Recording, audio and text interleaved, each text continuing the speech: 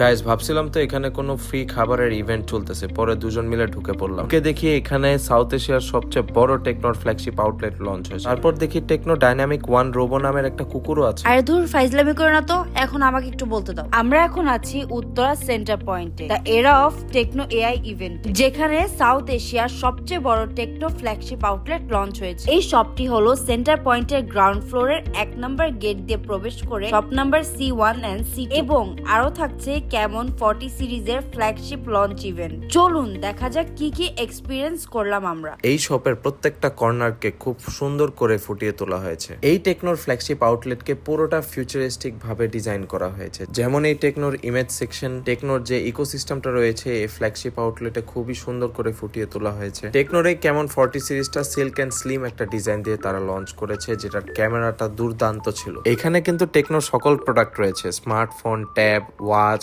TWS, laptop সহ আরো অনেক স্পেশাল কিছু প্রোডাক্ট রয়েছে, যেমন রোবোটক, Tecno dynamic one, Tecno pocket go VR glass, যা চোখে দিলে আপনি অন্য এক গেমিং জগতে চলে যাবেন। মিনি পিসি ছিল যেটা দুর্দান্ত পাওয়ারফুল, আমি চালিয়েও দেখেছিলাম। টেকনো স্পার্ক স্লিম, এই ফোনে এত পাতলা স্লিম যা অবিশ্বাস্য। আবার এতে রয়েছে 5200 mAh এর ব্যাটারি। আমরা এতদিন গ্লোবাল মার্কেটে দেখতাম, তবে এখন তা সরাসরি এক্সপিরিয়েন্স করতে পেরেছি বাংলাদেশে। ধন্যবাদ টেকনো। গাইজ, এই ইভেন্টটা কিন্তু আপনাদের পছন্দের অনেক ইনফ্লুয়েন্সার এবং ক্রিয়েটরসরা ছিল। যদি কেউ এই ভিডিওতে এই পর্যন্ত দেখতে পান তাহলে প্লিজ কমেন্টে মেনশন করুন। এই ইভেন্টে কিন্তু শুধু ফিউচারিস্টিক ফ্ল্যাগশিপ স্টোর ছিল না, এই ইভেন্টে ছিল ফিউচারিস্টিক ফ্যাশন শো, প্লাস আমরা নতুন একটা বিষয় জানতে পারলাম, এই ডগ কিন্তু ড্যান্সও করতে পারে। এই ইভেন্টের শেষ আকর্ষণ ছিল হাবিব ভাই মিনার মাসার পারফরমেন্স, যেটা আমরা সবাই খুব এনজয় করেছি। গাইজ, টেকনোর ইভেন্টের কিছু শেষ ফুটেজ দেখে আমরা এই ব্লগটা এন্ড করব।